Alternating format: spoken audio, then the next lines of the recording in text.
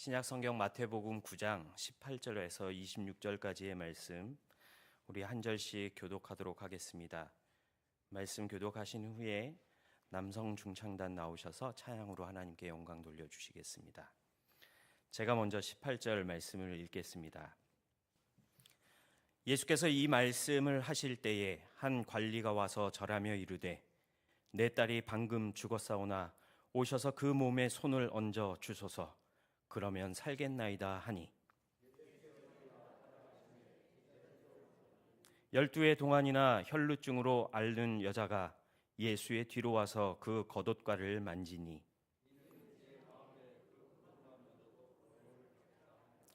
예수께서 돌이켜 그를 보시며 이르시되 딸아 안심하라 내 믿음이 너를 구원하였다 하시니 여자가 그 즉시 구원을 받으니라.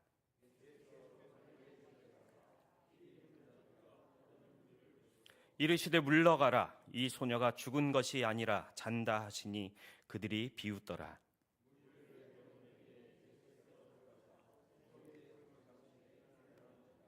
같이 읽겠습니다. 그 소문이 그 온 땅에 퍼지더라. 아멘.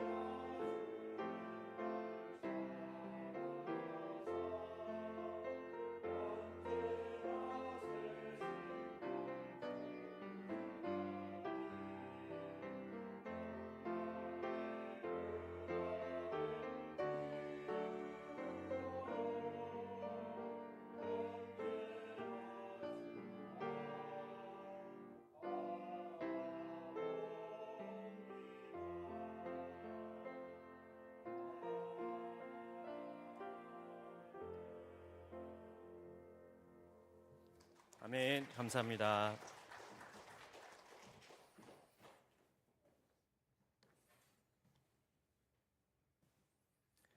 할렐루야.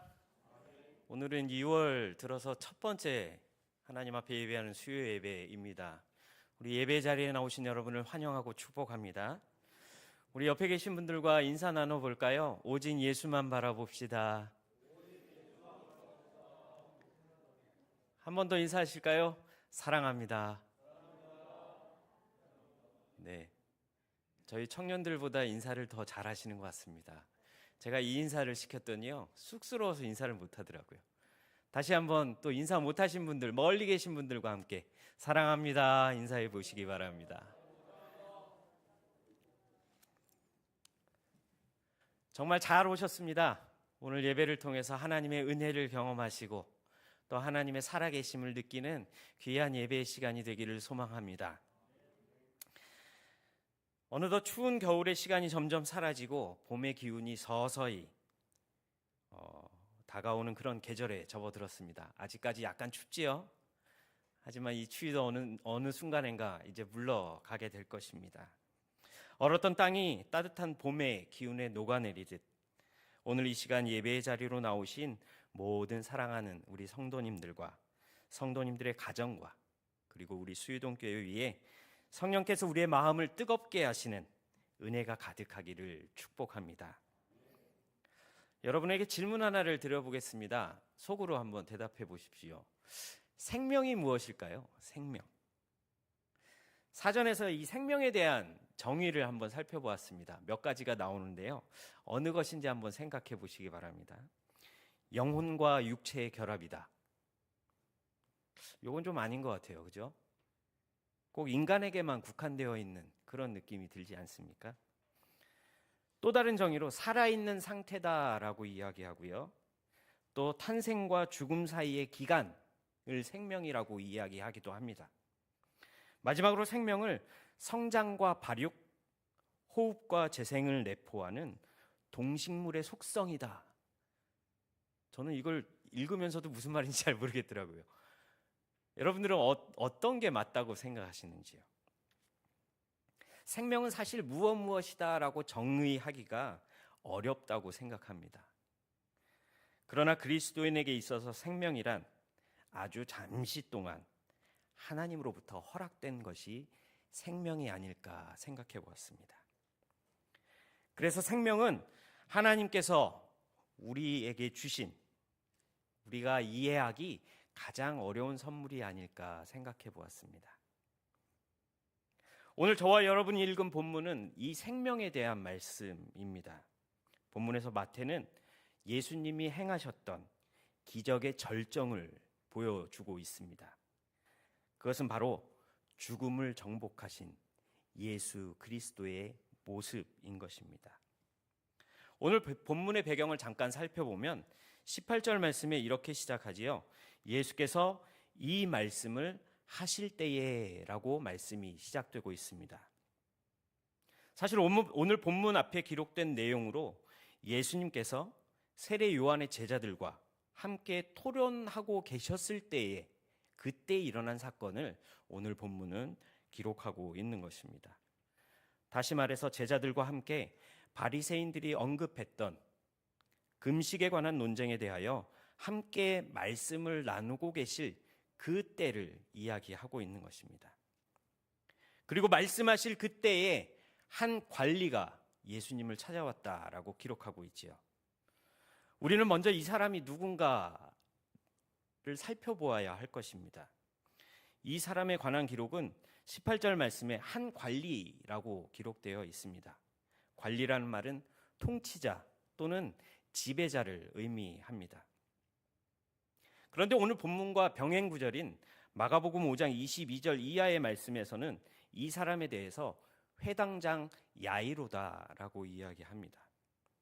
회당장이란 유대 장로 중에서 특별히 뽑혔던 사람이었지요.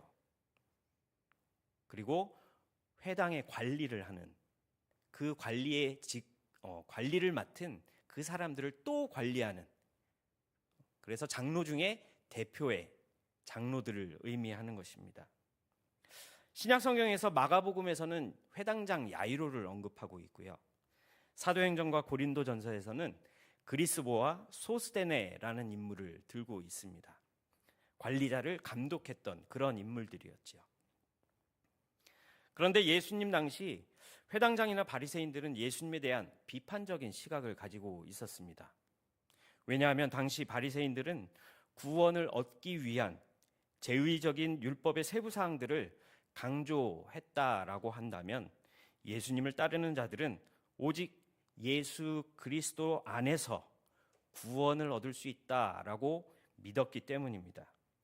또한 메시아가 어떻게 인간의 모습을 입고 올 수 있겠느냐?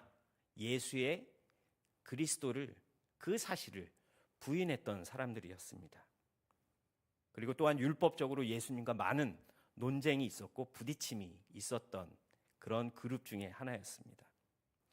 다시 말해서 그렇게 좋지 않은 관계를 예수님과 가지고 있었다고 이야기할 수 있을 것입니다. 그러나 그들은 공개적으로 예수님을 비판할 수 없었습니다. 왜냐하면 예수님께는 기적과 이적을 행하실 수 있는 능력을 가지셨고 예수께서 하시는 말씀에는 권위가 있었기 때문에 또한 예수를 따르는 많은 무리들조차도 이들의 걱정거리 중에 하나였던 것입니다.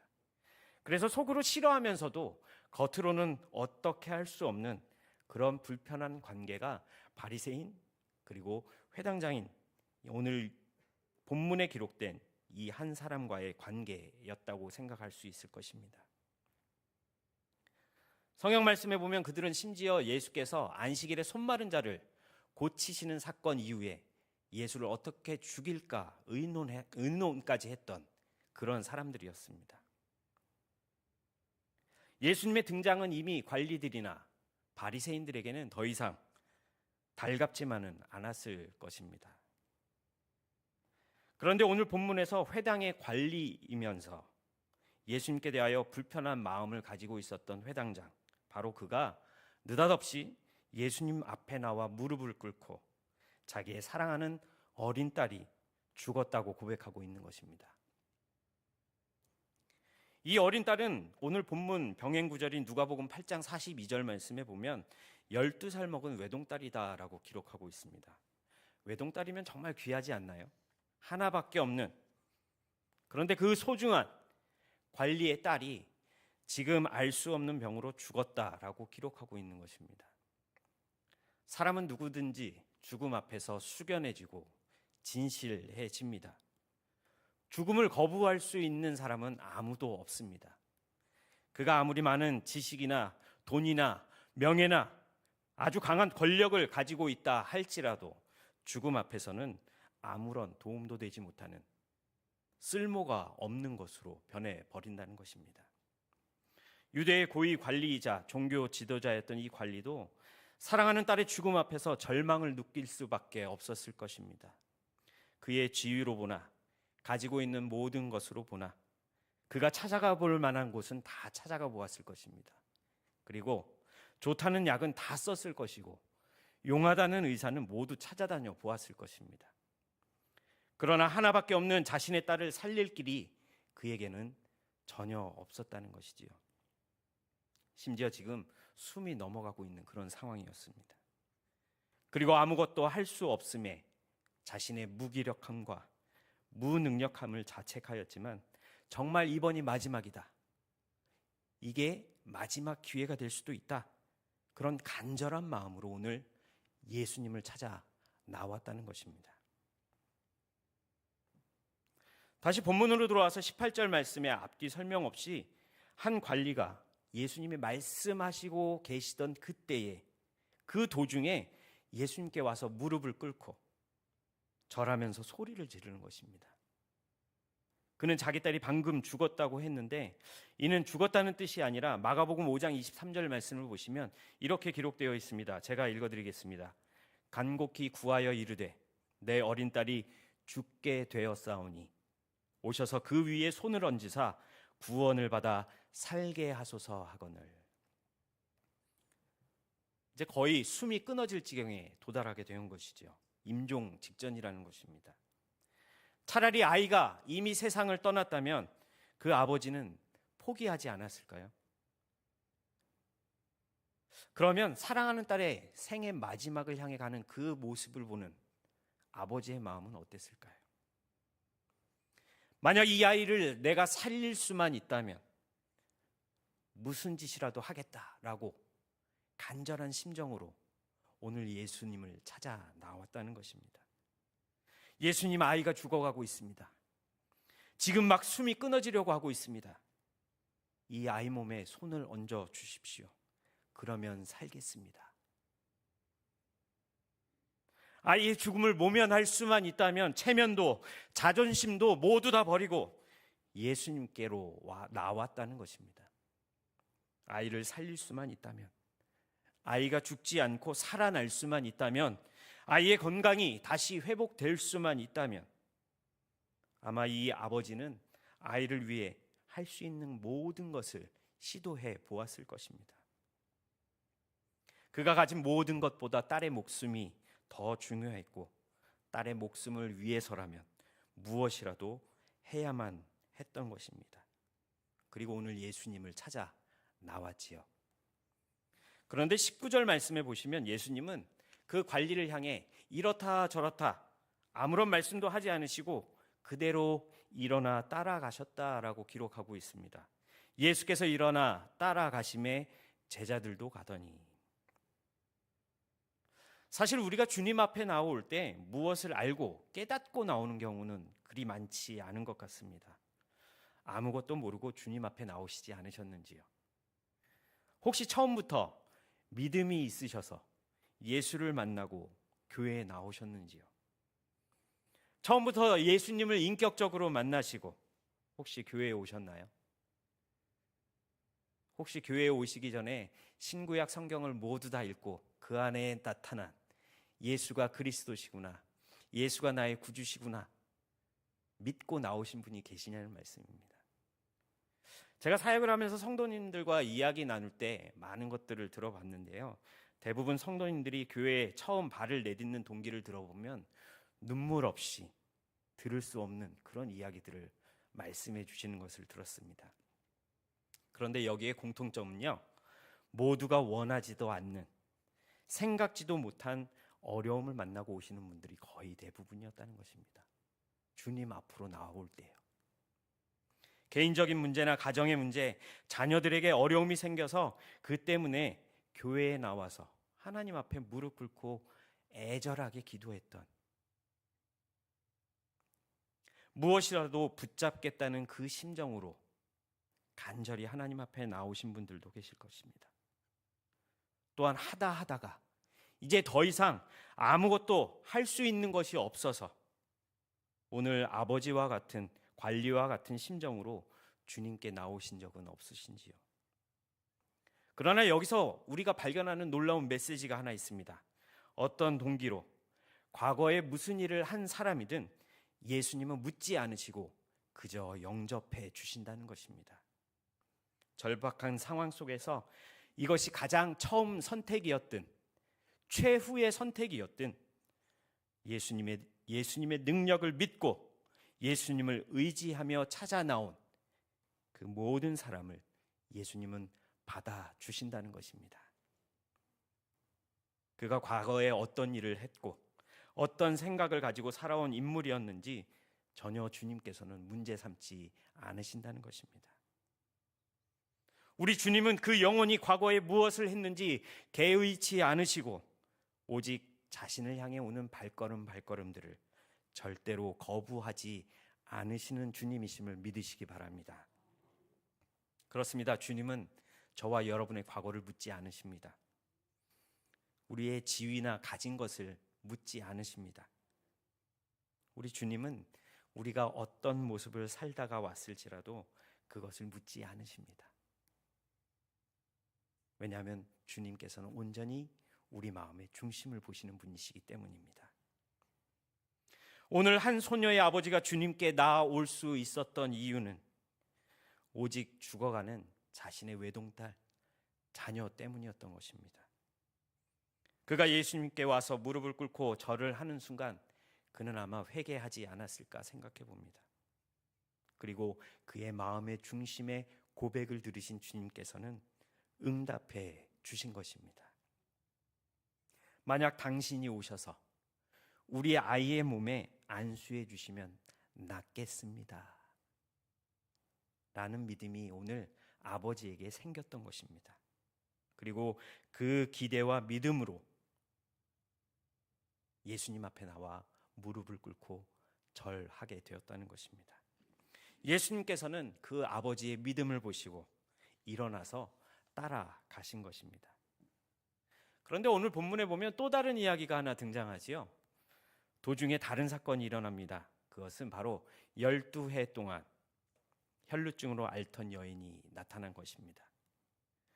그런데 이 여인의 믿음은 더욱 대단했죠. 그저 예수님의 옷자락만이라도 만질 수 있다면 내가 구원을 받겠습니다라는 믿음이 이 여인에게 있었던 것입니다. 누가 이런 생각을 할 수 있었을까요? 예수님의 정면에 서서 권능의 오른손으로 안수받아야 자신의 병이 회복될 것이라고 생각한 것이 아니라 그저 능력 많으신 예수의 그 옷자락만 내가 손을 대어도 내 병이 낫겠다라는 믿음이 이 혈루증을 앓고 있던 여인에게 있었다는 것입니다. 물론 이 여인의 인내심도 대단했던 것 같습니다. 12해 동안 질병 가운데 있었다면 아마 포기하고 싶지 않았을까요? 치료받는 것조차도 이제는 아무런 의미가 없다. 모든 것을 포기했을 수도 있었을 것 같습니다. 그런데 이 여인은 절대 포기하지 않았지요. 예수님에 대한 소문을 듣게 되었고 예수님을 만날 기대를 하고 있었고 그 능력 많으신 이의 옷자락에 내가 손만 대어도 낫겠다라는 믿음이 이 여인으로 하여금 예수님 앞에 나올 수 있게 만들었다는 것입니다. 그런데 여기에서 더 중요한 것은 바로 여인의 믿음을 주님께서 보시고 계셨다는 것입니다. 어떻게 말씀하십니까? 따라 안심하라. 내 믿음이 너를 구원하였다 하시니. 그 말씀 이후에 어떻게 되지요?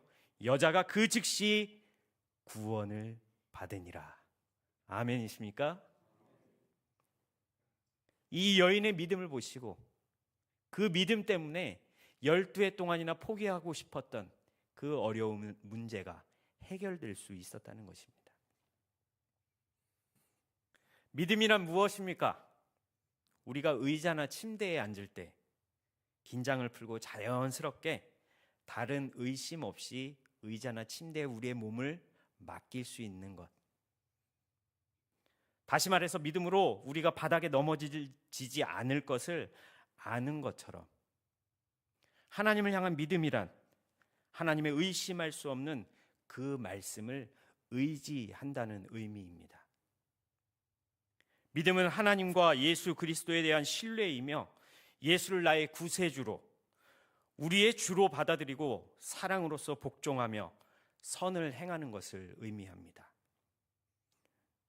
우리를 구원하는 믿음이란 예수 그리스도에 대한 개인적인 신뢰를 의미한다고 말할 수 있을 것입니다.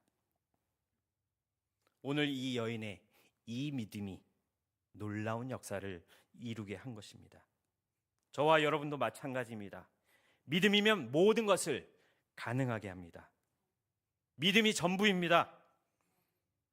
누가 하시면 된다고 믿는 믿음이며 신뢰입니까? 바로 예수 그리스도가 하시면 된다는 신뢰와 믿음이라는 것입니다. 주님을 신뢰하십시오. 주님께서 크고 놀라운 일을 저와 여러분에게 보여주실 것입니다. 이제 주님께서는 이 여인의 일을 마무리하시고 야이로의 집에, 관리의 집에 가서 보니까 아이가 죽어 있던 것입니다. 23절 말씀을 보시면 예수께서 그 관리의 집에 가사 피리 부는 자들과 떠드는 무리를 보셨다라고 기록하고 있습니다. 관리가 예수님께 찾아올 때에는 어린 딸이 죽어가고 있던 그런 상황이었습니다. 그런데 시간이 지나고 관리의 딸은 이미 숨을 거두었다는 것입니다. 그것을 피리 부는 자들, 떠드는 자들을 통해서 알 수 있겠지요. 이미 아이는 죽은 것이 분명하였습니다. 그런데 이 시간에 예수께서 그 자리에 나타나신 것입니다.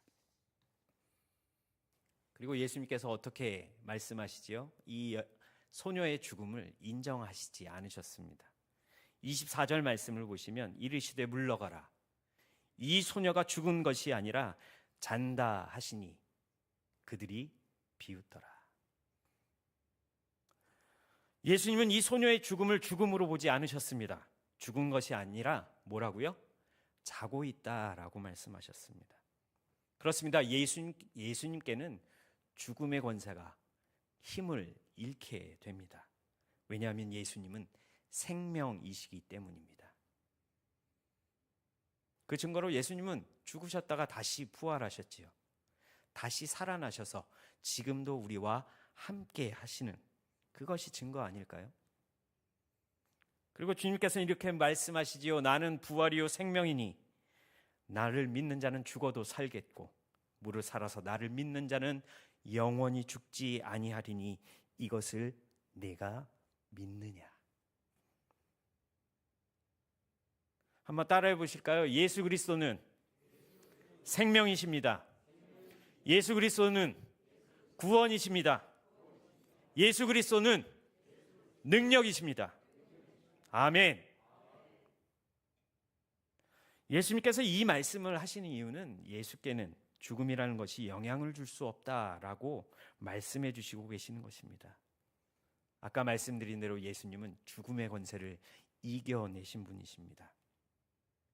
예수께서 죽음의 권세와 상관이 없으신 이유는 바로 예수가 생명이시고 죽음조차도 이겨낼 수 있는 능력을 가지신 하나님의 독생자이시기 때문입니다. 따라서 예수 안에 있으면 죽음에 대한 불안과 두려움은 없어집니다. 왜냐하면 예수님은 생명이시기에, 예수를 믿는 모든 자들은 하나님의 자녀이기에, 천국의 소망을 두고 있기에 불안과 두려움은 사라지게 된다는 것입니다. 그런데 사람들은 예수께서 죽음을 잔다라고 말씀하신 이 말씀을 이해하지 못했습니다. 그래서 24절 마지막에 그들이 비웃었다라고 이야기하고 있지요. 예수님의 말씀에 비웃었다는 것이 말이 되지 않아서 이해할 수 없어서 그러한 상황이기 때문에 예수를 향해 비웃음을 그리고 비아냥거리는 행동을 취했다라고 할 수 있는 것입니다. 그런데 예수님께서는 그 비아냥거리는 다른 사람들의 행동에 상관하지 않으시고 소녀를 살려내셨습니다.